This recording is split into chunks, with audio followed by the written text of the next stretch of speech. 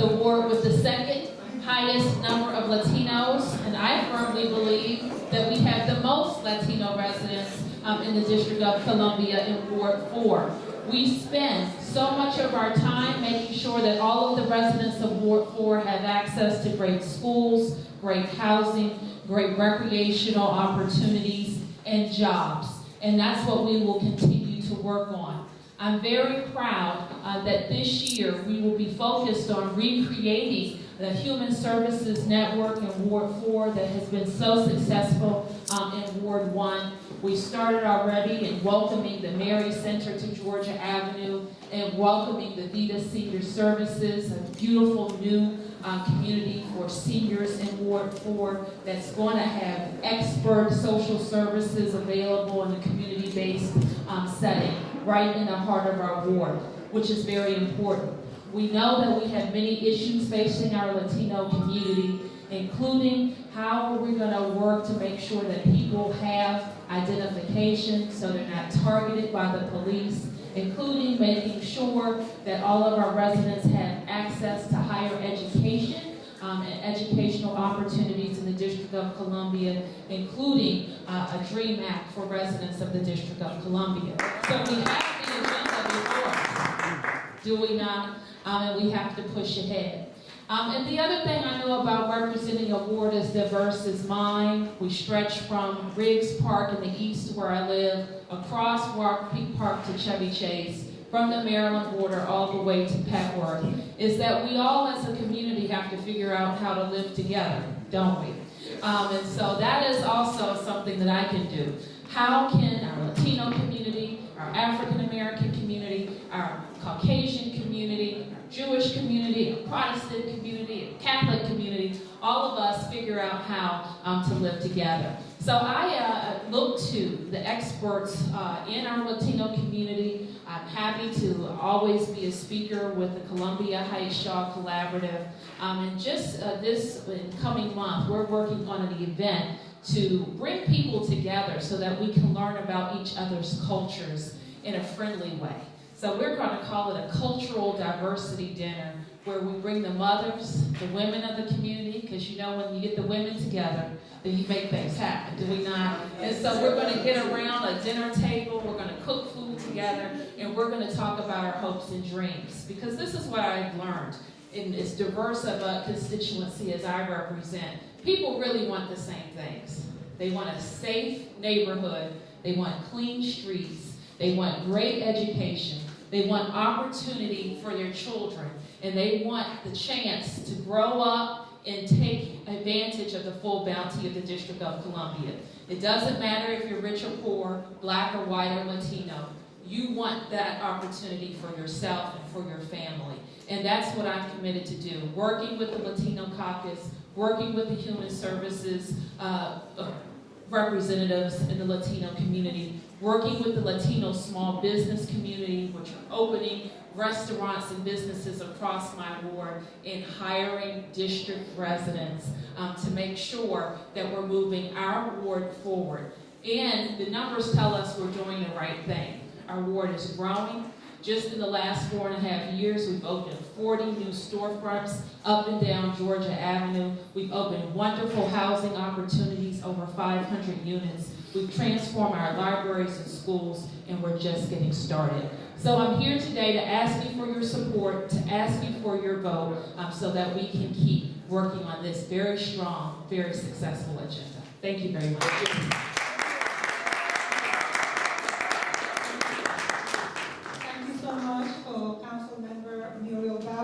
We are moving on to our next panel of candidates, and they represent Ward 7 in the District of Columbia. Thank you for coming. And first, we would start out with introducing yourselves, although some of you need an introduction, and then we would move on with the question.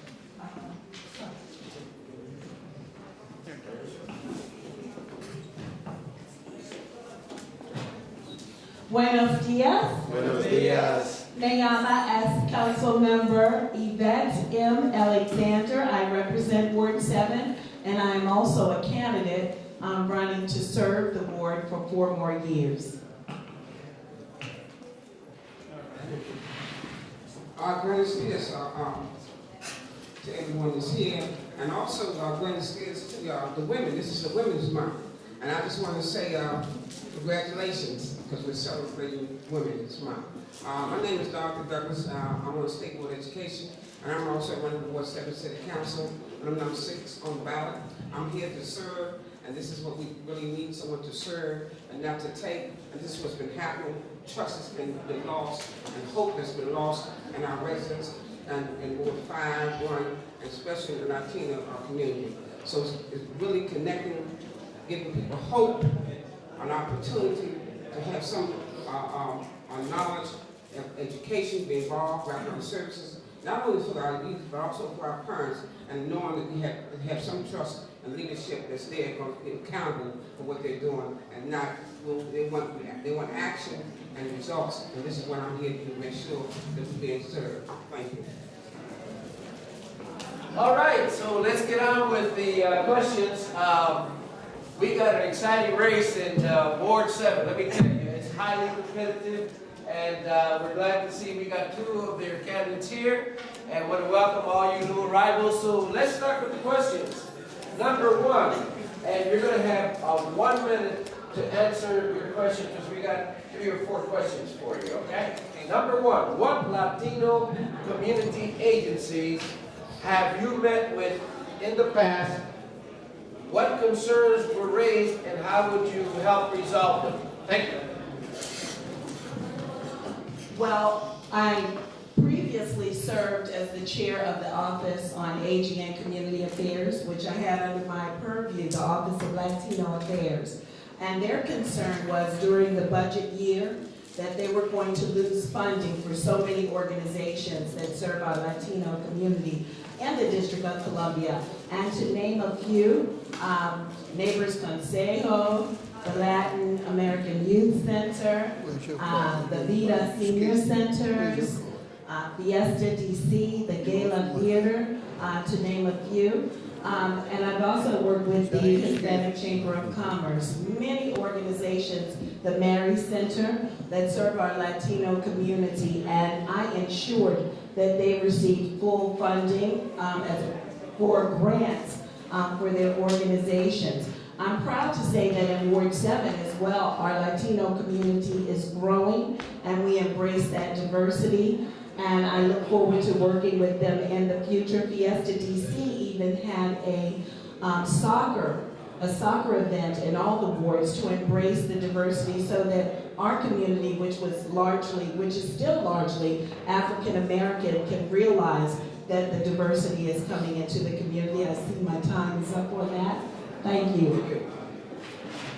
Whereas the State Board of Education for Ward 7, I've been involved in the ANC Commissioner, so I've been involved in the Latino community. The resource centers that we have in this community now, I've been part of that, the multi-purpose school that you have on 16th Street. So I've been constantly supporting the residents of this ward, and the parents that they're saying that no one is really paying attention and giving them the recognition.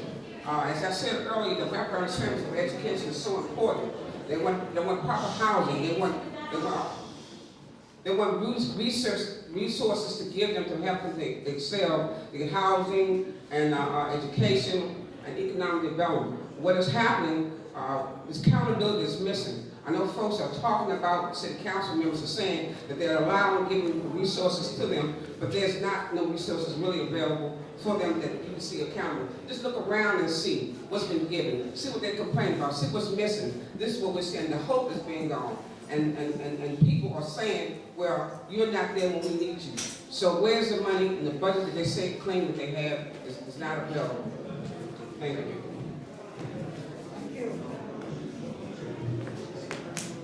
Our next question has to do with employment in the District of Columbia. And as you know, Latinos are 10% of the population in the District of Columbia and currently hold 2% of the DC government jobs. So the question is, what would you do specifically to increase the number of Latino residents that have access to jobs in the District of Columbia? Thank you. Very good question. And what I will continue to do and what I have done, I have, as I mentioned, worked with the Hispanic Chamber of Commerce. And as it pertains to Ward 7, I have talked to my businesses in Ward 7. And in the corridor that most of our Latino population lives in is on the Texas Avenue corridor in Ward 7. And that is close to our downtown Ward 7 business district. I have worked with many businesses, to name a few, the construction industry as well as our food restaurant industry, and we have 2 sit-down restaurants currently, the one being Denny's restaurant, and the owner there, I've talked to Raphael, he has hired a lot of the neighbors in the area. It was also a concern with the business community or with our Latino population in Ward 7. There were some security concerns with regards to them being robbed when they were coming from their construction jobs. And I think public safety is important as well to encourage our community to keep working. And we work with our 6th District Metropolitan Police Department to address their security concerns when they were coming to and from work, because a lot of our Latino population carried a large sum of money on them when they